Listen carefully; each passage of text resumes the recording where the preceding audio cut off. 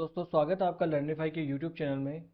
यह है अपनी इंडियन पॉलिटी की सीरीज जिसमें हम डिस्कस कर रहे थे संसद वाला चैप्टर। और इस संसद वाले चैप्टर की ये अपनी है अपना ये है 12th लेक्चर या ये हम कह सकते हैं कि 12वां लेक्चर इसका है।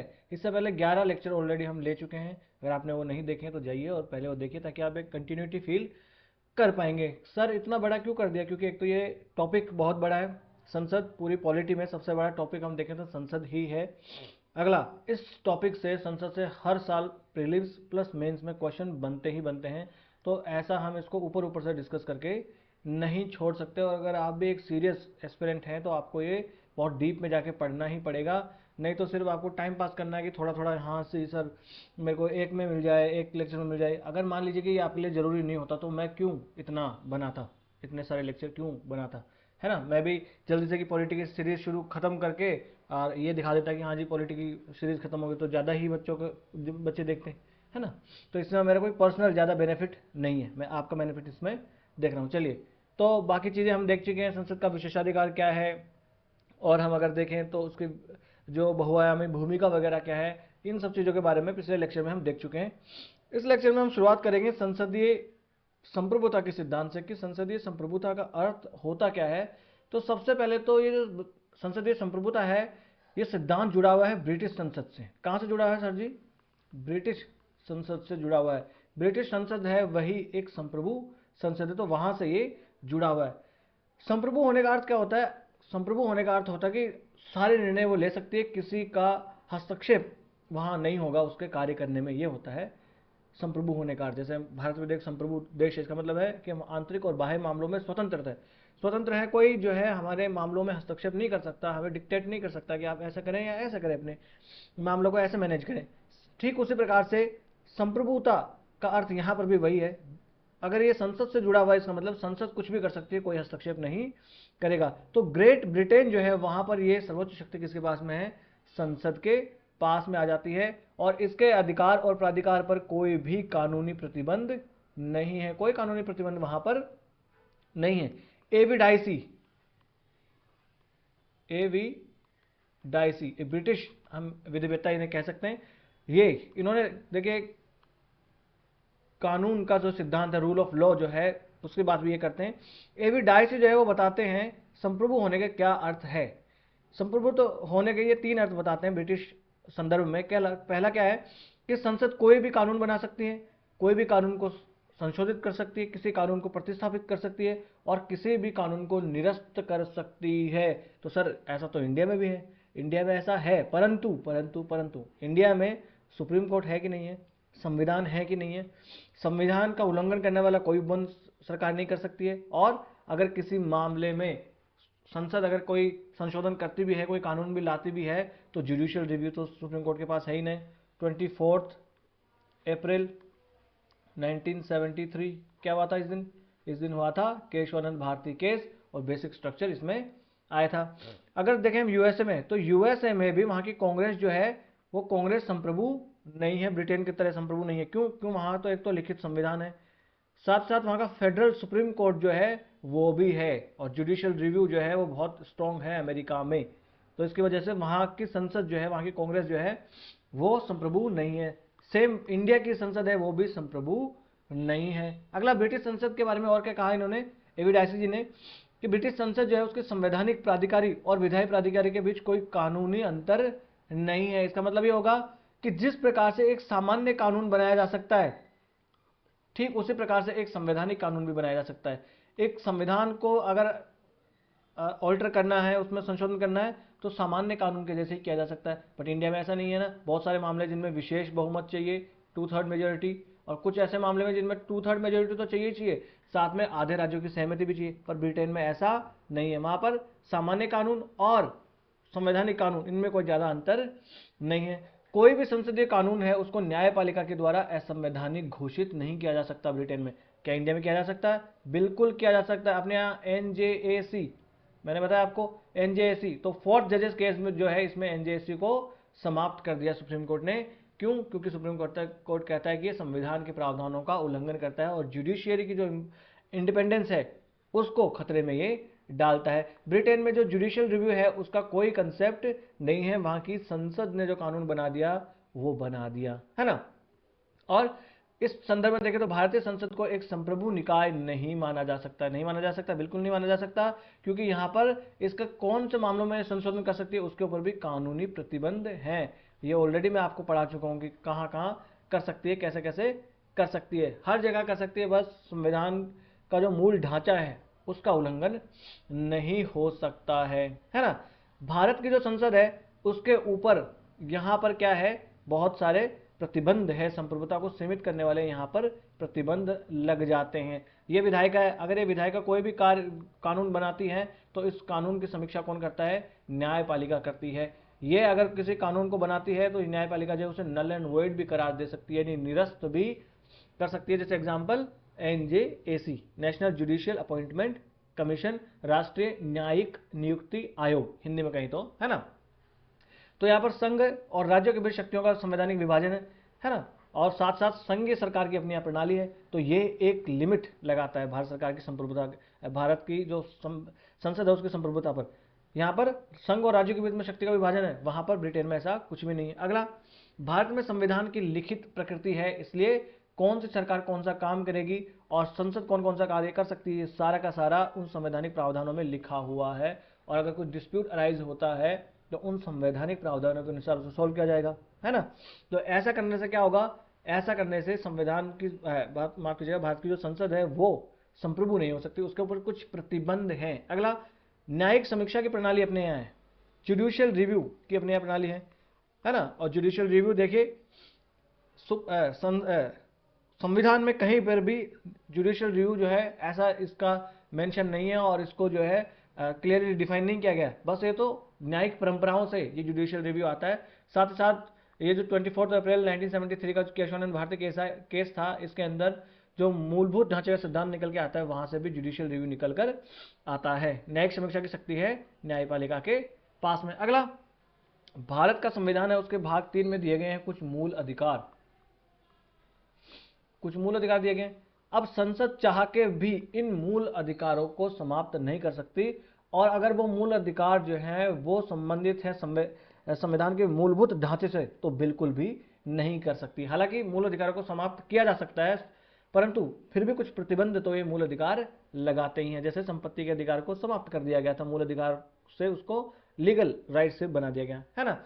और ब्रिटेन के संविधान में ऐसे न्यायोचित मौलिक अधिकारों का कोई संहिताकरण नहीं किया गया, क्योंकि वहां पर लिखित संविधान है ही नहीं, तो फिर वहां की सरकार कैसे चलती होगी। वहां की सरकार परंपराओं के माध्यम से चलती है, जो संसदीय परंपराएं हैं उनके माध्यम से चलती हैं, और सिर्फ एक जगह बैठ के एक बार बैठ के ही तो जो संविधान नहीं बनाया गया, बाकी नॉर्मल कानून तो वहां पर है ही ना, उनके अनुसार ये चलता है ना। और कानून के शासन के अस्तित्व का कारण ब्रिटेन में फिर भी अधिकतम स्वतंत्रता है, भले वहां पर संविधान नहीं है बट वहां पर रूल ऑफ लॉ है, यानी कानून का शासन है, उसकी वजह से वहां पर अधिकतम स्वतंत्रताएं हैं। ऐसा कहा जाता है ब्रिटेन की संसद के बारे में कि वह पुरुष को स्त्री और स्त्री को पुरुष बनाने के सिवा सब कुछ कर सकती है, यानी वो मेल को फीमेल और फीमेल को मेल बनाने के सिवा सब कुछ कर सकती है। वहां की सरकार, वहां की संसद कह दे कि दिन तो दिन, वहां की संसद कह दे रात तो रात, अगर थोड़ा सा फनी वे में समझे तो। चलिए अगले मैं आपको फिर याद दिला दूं, अगर आपको फ्री स्टडी मटेरियल चाहिए तो आप जाइए लर्निफाई अनलॉकिंग नॉलेज के नाम से टेलीग्राम पे अपना चैनल है ना, वहां से जाकर आप फ्री में स्टडी मटेरियल पा सकते हैं।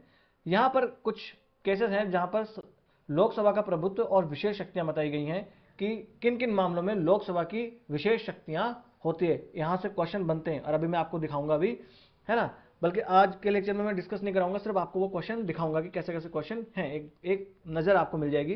फिर एक लेक्चर में मैं पूरा वो क्वेश्चन डिस्कशन आपको करवा दूंगा। चलिए, पहला क्या है, मंत्रिमंडल जो है वो लोकसभा के प्रति उत्तरदायी होती है, राज्यसभा के प्रति उत्तरदायी नहीं होती है, इसलिए अविश्वास प्रस्ताव कहां पर लाया जाएगा, सिर्फ और सिर्फ लोकसभा में। तो ये लोकसभा की एक विशेष शक्ति होगी ना। अगला, धन विधेयक का जहां तक प्रश्न है तो राज्यसभा में धन विधेयक नहीं लाया जाएगा, धन विधेयक लोकसभा में ही लाया जा सकता है, और लोकसभा को ही मतदान का अधिकार है, राज्यसभा को मतदान का अधिकार भी नहीं है। अगला, संयुक्त बैठक जब भी होती है तो उसकी अध्यक्षता कौन करते हैं, लोकसभा के अध्यक्ष करते हैं, तो ये भी तो लोकसभा की एक विशेष शक्ति होगी कि नहीं होगी, है ना।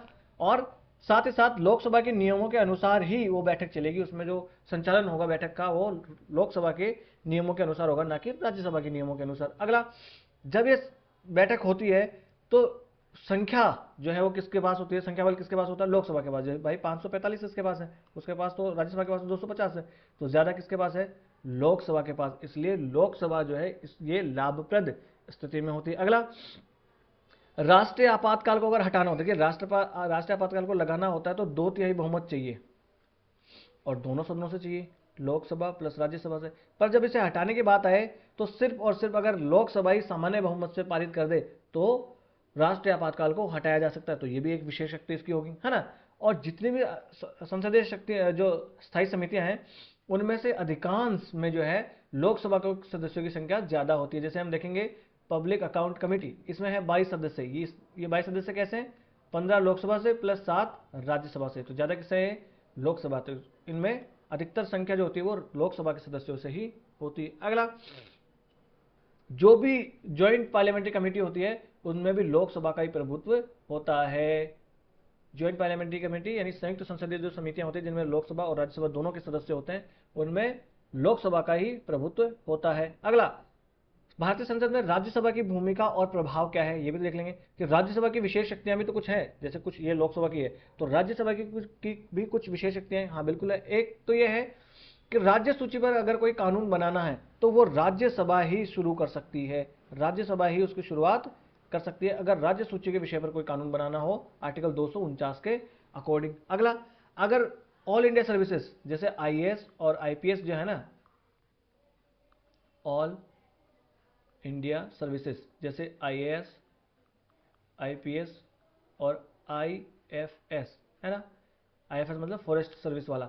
तो अगर ऐसे जो ऑल इंडिया सर्विसेज हैं, ऐसे सर्विसेज को अगर बनाना हो अनुच्छेद 312 के अनुसार, तो वो किसकी शक्ति है, वो राज्यसभा की शक्ति है, राज्यसभा वो बना सकती है। अगला, उपराष्ट्रपति को हटाने का प्रस्ताव जो है वो कहां पर पेश किया जा सकता है, प्रस्ताव लाया जा सकता है सिर्फ और सिर्फ राज्यसभा में ही लाया जा सकता है। बाद में ये पूर्ण बहुमत से राज्यसभा में पास होगा और जाएगा लोकसभा में, और लोकसभा जो है वहां से इसको सामान्य बहुमत से यानी लोकसभा की सहमति लेनी होती है और वहां से फिर ये पारित कर दिया जाएगा, तो उपराष्ट्रपति को हटना पड़ता है। देखना, हमारे जो राज्यसभा की स्थिति है वो ब्रिटेन का जो हाउस ऑफ लॉर्ड्स है यानी वहां का जो ऊपरी सदन है उससे ज्यादा मजबूत है, और अमेरिका का जो सीनेट है उस सीनेट जो है उससे ये थोड़ा सा कम मजबूत है। तो अमेरिका का जो सीनेट है उसके पास बहुत ज़्यादा शक्तियां हैं, वहाँ के अगर जजेस की नियुक्ति करनी हो, जितनी भी महत्वपूर्ण नियुक्तियां होती हैं उनमें सीनेट की बहुत महत्वपूर्ण भागीदारी होती है। पर इंडिया में इतना जो उच्च सदन है राज्यसभा उसकी इतनी ज़्यादा भूमिका नहीं होती। तो लोग, हालांकि हम अगर कहें तो ब्रिटेन से तो ज़्यादा सशक्त हैं, बट अमेरिका से हमारी राज्यसभा या ऊपरी सदन जो है वो कम सशक्त हैं। अगला, राष्ट्रपति या राष्ट्रीय आपातकाल लगा हो या राष्ट्रपति शासन लगा हो या वित्तीय आपातकाल लगाने के लिए उस समय घोषणा जारी की जाती है जब लोकसभा भंग हो चुकी है, तो उस टाइम पर राज्यसभा से जो है यहाँ पर उसको पास होना जरूरी है। अगर राज्यसभा ने पास कर दिया तो भी वो घोषणा आगे जारी रह सकती है। तो ये भी एक राज्यसभा की यहाँ पर विशेष स्थिति आ जाती है। अगला, अगर वित्तीय मामलों को छोड़ दें और मंत्रिपरिषद पर नियंत्रण को छोड़ दें तो बाकी सभी मामलों में राज्यसभा की शक्तियां मोटे तौर पर देखें तो लोकसभा के बराबर ही होती है। देखिए वित्तीय मामले हैं तो ये वित्तीय मामले तो जो है सारे के सारे लोकसभा के पास में, और अगर मंत्रिपरिषद पर नियंत्रण देखें यानी अविश्वास प्रस्ताव वगैरह कहाँ, लोकसभा में। तो इन दो मामलों को छोड़ दें तो महत्वपूर्ण रूप से राज्यसभा लोकसभा की स्थितियां जो है शक्तियां बराबर ही होती है। राज्यसभा का फिर सर महत्व क्या है, अगर ज़्यादा ये भी नहीं है उसका महत्व, तो फिर इसका महत्व क्या है। एक तो यह है कि वरिष्ठ राजनेताओं का सदन है ना। तो यहाँ पर जो वरिष्ठ राजनेता हैं वो जो लोकसभा के चुनाव के का सामना नहीं कर सकते हैं वो यहाँ पर आ सकते हैं और अपना महत्वपूर्ण योगदान जो है वो दे सकते हैं। अब अगर आप कभी राज्यसभा की डिबेट सुनेंगे और कभी लोकसभा की डिबेट सुनेंगे तो आप देखना आपको ज़्यादा मेच्योर डिबेट जो है वो राज्यसभा में मिलेगी, ना कि लोकसभा में। राज्यसभा में ज़्यादा वरिष्ठ राजनेता आते हैं, ज़्यादा पढ़े लिखे, ज़्यादा गुणवान हम इन्हें कह सकते हैं, है ना, ज़्यादा परिपक्व राजनेता यहाँ पर आते हैं। अगला, मान लीजिए लोकसभा ने जल्दीबाजी में कोई कानून बना दिया तो अब वो कानून राज्यसभा के पास आएगा, तो राज्यसभा के पास समय होता है कि वह इसकी छटनी कर सके और ये बता सके कि जो लापरवाह और दोषपूर्ण कानून बनाए गए हैं उनमें जो है सुधार लाया जा सके। ये लोकसभा का ये राज्यसभा का महत्व यहाँ पर हो जाता है। अगला, राज्यसभा ये सुनिश्चित करती है कि संविधान जो है वो सत्तारूढ़ दल के हाथों जो है वो ताश का पत्ता बन के न रह जाए। क्यों भाई, लोकसभा जो है उसमें तो सत्ता पक्ष को बहुमत होता ही है, राज्यसभा ही एक ऐसा सदन है जहां पर सत्ता पक्ष को बहुमत महत्वपूर्ण मामलों में नहीं होता। बहुत कम ऐसे केसेस होंगे जिनमें राज्यसभा में भी सत्ता पक्ष को बहुमत हो। तो ऐसे में राज्यसभा ये सुनिश्चित करेगी कि लोकसभा हर कुछ काम नहीं कर सकती। जैसे संविधान संशोधन करना हो तो राज्यसभा की भी उतनी महत्वपूर्ण भूमिका है जितनी लोकसभा की। अगर ऐसा ना हो तो लोकसभा कुछ भी करवा सकती है ना। अगला, राज्यों को प्रतिनिधित्व ये देता है। अगर राज्यसभा ना हो तो सेंटर तक जो है वो राज्यों की आवाज पहुंचेगी नहीं। तो ऐसा करके ये संघीय संतुलन को बनाए रखता है कि राज्यसभा जो है वो राज्यों की आवाज उठाती है। तो कभी आप देखना, राज्यसभा के जो सांसद हैं वो ज्यादातर राज्यों की मांग उठाते हैं। कोई बिहार से सांसद हैं तो वो बिहार की मांग उठाएंगे, कोई दिल्ली से सांसद हैं तो कोई दिल्ली की मांग उठाएंगे, कोई पंजाब से सांसद हैं तो वो पंजाब की मांग उठाते आपको नजर आएंगे। अगला, जो भी बुद्धिजीवी वगैरह हैं जो कि नॉर्मल जो इलेक्शन है उनका सामना नहीं कर सकते हैं और वहां भाई उनकी बस की बात है ही नहीं है, वो अगर उनको भी संसद में आना हो और अपना महत्वपूर्ण योगदान देना हो तो वो राज्यसभा के माध्यम से आ सकते हैं, है ना। अगला, यहां पर क्या होता है, ये न तो अमेरिकी सीनेट जितना शक्तिशाली है, न ही ब्रिटिश हाउस ऑफ लॉर्ड्स के जितना कमजोर है। अपना राज्यसभा ना तो इतना कमजोर है और ना ही एकदम ये पावरफुल है। अगला, लोकसभा की मनमानी पर ये रोक लगा देता है जहां पर राज्यसभा के पास बराबर की शक्तियां। जैसे अगर संविधान संशोधन बिल पारित करना हो, तो अगर बात आ जाए सामान्य बिल पारित करना हो तो राज्यसभा लोकसभा की शक्तियां बराबर है। तो अब जो है ये लोकसभा की मनमानी पर रोक लगा सकता है। और कुछ ऐसे बेचारे इलेक्शन लड़ ही नहीं सकते किसी पार्टी से, तो नॉमिनेशन के माध्यम से भी राष्ट्रपति जो है वो 12 सदस्यों को नॉमिनेशन करते हैं, नाम निर्देशित करते हैं राज्यसभा में, है ना। कला विज्ञान साहित्य और कला विज्ञान साहित्य और समाज सेवा के मामले में जो है 12 सदस्यों के चुनाव यहाँ पर, या आप कह सकते हैं कि नाम निर्देशित उनको किया जाता है। अब अगर आ जाए राज्यसभा और लोकसभा की भूमिकाओं की अगर हम तुलना कर ले तो पहला आ जाता है कि समान दर्जा कहां कहां पर है, कौन कौन से मामलों में। इनसे देखिए यूपीएससी क्वेश्चन बनाती है और ऑलरेडी बने भी हैं कि जहां जहां पर ऐसे कौन से मामले जिनमें राज्यसभा और लोकसभा को बराबर का अधिकार है। साधारण विधेयक अगर पारित करना हो तो दोनों के पास बराबर अधिकार है और उन्हें प्रस्तुत करना तो भी। अगला, संविधान संशोधन विधेयक को प्रस्तुत करना हो या पारित करना हो, प्रस्तुत लोकसभा राज्यसभा दोनों में कर सकते हैं और पारित करने में भी दोनों की महत्वपूर्ण भूमिका बराबर ही होती है। अगला, संचित निधि से व्यय वाले वित्तीय विधेयकों का प्रस्तुतिकरण और पारित करना।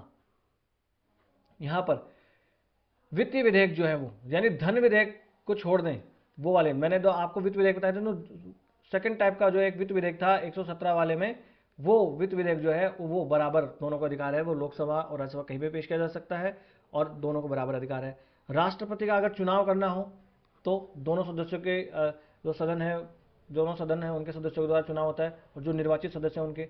और महाभियोग अगर राष्ट्रपति पर लगाना हो तो दोनों को बराबर अधिकार है। अगला, उपराष्ट्रपति को हटाना हो तो दोनों को बराबर का अधिकार है। हालांकि एक यहाँ पर यह है कि इसकी शुरुआत उपराष्ट्रपति को हटाने की सिर्फ राज्यसभा में ही हो सकती है और राज्यसभा को पूर्ण बहुमत से निकालना होता है, पारित करना होता है, और लोकसभा को सिर्फ सामान्य बहुमत से पारित करना होता है। तो ये अगर देखें तो ये यहाँ पर बराबरी का वैसा अधिकार नहीं आता है।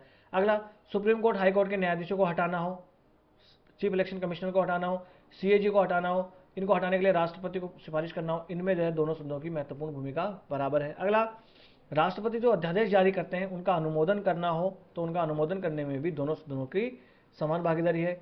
अगर तीनों जो भी आपातकाल है 352 में, 356 में और 360 में, तीनों के अगर को मंजूरी देना है आपातकाल को तो बराबर भूमिका है। प्रधानमंत्री सहित मंत्रियों का चयन करना है तो बराबर भूमिका है। मंत्री देखिए राज्यसभा से भी चुने जाते हैं, लोकसभा से भी चुने जाते हैं। कभी कभी तो ऐसा भी हुआ है कि प्रधानमंत्री स्वयं लोकसभा से न होकर राज्यसभा से हैं। जैसे इंदिरा गांधी जी भी एक बार राज्यसभा से प्रधानमंत्री रही हैं और मनमोहन सिंह जी भी राज्यसभा से राज्यसभा से सदस्य थे और फिर वो प्रधानमंत्री बने। अगला, जो वित्त आयोग है, यूपीएससी है, सीएजी है और भी जो संवैधानिक निकाय है, इनकी रिपोर्टों पर विचार करने में भी दोनों सदनों की बराबर भूमिका है। अगला, सर्वोच्च न्यायालय और संघ लोक सेवा आयोग का अगर अधिकार का विस्तार करना हो तो दोनों की भूमिका, लोकसभा प्लस राज्यसभा की भूमिका समान यहां पर है। फिर मैं याद दिला दूं, सिर्फ आपके पास जज्बा होना ही काफी नहीं है, आपके पास एक स्मार्ट स्टडी की स्ट्रेटेजी होना जरूरी है और वही आपको मिल सकती है सिर्फ लर्निफाई पर, और तभी आप हर सवाल का सही जवाब दे पाएंगे। और अब हम देखेंगे ऐसी कंडीशन, इसको कह सकते हैं कि सेकंड कंडीशन, जहां पर लोकसभा की तुलना राज्यसभा की से असमान है। जैसे अगर धन विधेयक पारित करना हो तो सिर्फ लोकसभा में होगा, राज्यसभा जो है वो धन विधेयक को संशोधित या अस्वीकार नहीं कर सकती है। बार बार बता रहा हूं, यहां से बहुत ज्यादा स्टेटमेंट बने हैं, इससे सिर्फ 14 दिनों के भीतर भीतर लौटा सकता है और वो भी संसद फिर लोकसभा चाहे तो उसको मूल रूप से पारित मान सकती है। जो 110 वाले विधेयक है उनको छोड़कर बाकी जो है वो देखिए वो तो लोकसभा में प्रस्तुत किए जाएंगे, यानी 110 वाले जो है वो तो लोकसभा में ही प्रस्तुत किए जाते हैं और बाकी जो है वो तो दोनों में किए जाते हैं। तो 110 वालों में महत्वपूर्ण भूमिका आ जाती है लोकसभा की। कोई विधेयक धन विधेयक है या नहीं है, ये निर्णय कौन करता है? लोकसभा का अध्यक्ष करता है। तो ये लोकसभा यहाँ पर थोड़ा सा आगे भूमिका इसकी आ जाती है। लोकसभा का अध्यक्ष जो है वो दोनों सदनों की संयुक्त बैठक होती है, उसकी अध्यक्षता वही करता है। अनुदान की मांगों पर मतदान करने का अधिकार सिर्फ लोकसभा के पास है। राष्ट्रीय आपातकाल को लगाने में तो दोनों का बराबर अधिकार है, मगर हटाना हो तो सिर्फ लोकसभा के पास है, ना कि राज्यसभा के पास में। राज्यसभा अविश्वास प्रस्ताव भी पारित नहीं कर सकती है। और मंत्रिपरिषद जो है वो सामूहिक रूप से जिम्मेदार या उत्तरदायी किसके प्रति होती है?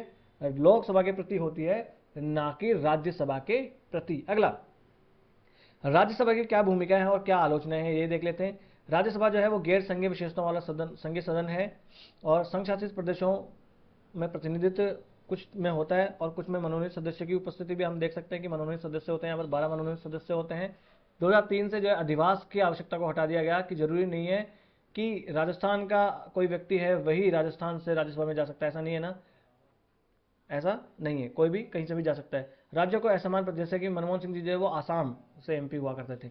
राज्यों को असमान प्रतिनिधित्व है, देखिए राजस्थान को कुछ है, यूपी में कुछ ज़्यादा है, ऐसा होता है। जबकि अगर यूएसए में देखें तो वहाँ पर क्या होता है कि सभी राज्यों को 2-2 सीटें दी गई है। तो वहाँ पर 50 स्टेट्स हैं, इसलिए सभी राज्यों के पास 100 सीटें वहाँ पर हैं, मगर इंडिया में ऐसा नहीं है। तो इसे कहते हैं समतोल समतोल संघवाद या संघ, और ये अपना है असमतोल संघ। अगला, राज्यसभा जो है वो इसकी भूमिका जो है वो नगण्य रही है, क्योंकि अब तक 60 वर्ष हो गए, या हम कह सकें अब देखें तो लगभग 75 वर्ष हमें आज़ादी को हो गए। तब तक अब तक सिर्फ गतिरोध के मामले सिर्फ 3 उदाहरण देखने को सामने मिले हैं हमें, और 3 में संयुक्त बैठक बुलाई गई है। अगर राज्यसभा अपना काम सही से कर रही होती तो अब तक ज़्यादा ऐसे मामले होते जहां पर गतिरोध की स्थिति बनती। राज्यसभा जो है वो राज्य के अधिकारों के क्षेत्र में अतिक्रमण को रोकने में भी विफल रही है। अगर हम देखें करंट में भी तो खूब चलता रहता है कि राज्यों के मामलों में, कृषि के में, एजुकेशन वगैरह में, हर मामलों में जो है वो केंद्र सरकार हस्तक्षेप करती जा रही है। तो राज्यसभा राज्यों के हित साधने में पूर्ण रूप से हम कहेंगे सफल नहीं हो पाई है। इसे लोकसभा की फीकी छाया के रूप में कहा जाता है, क्योंकि राज्यसभा जो है वो अलग पहचान बनाने में असफल रही है और एक वरिष्ठों के सदन के रूप में उभरने में विफल रही है। और अब देखो राज्यसभा क्या बन के रह गई है?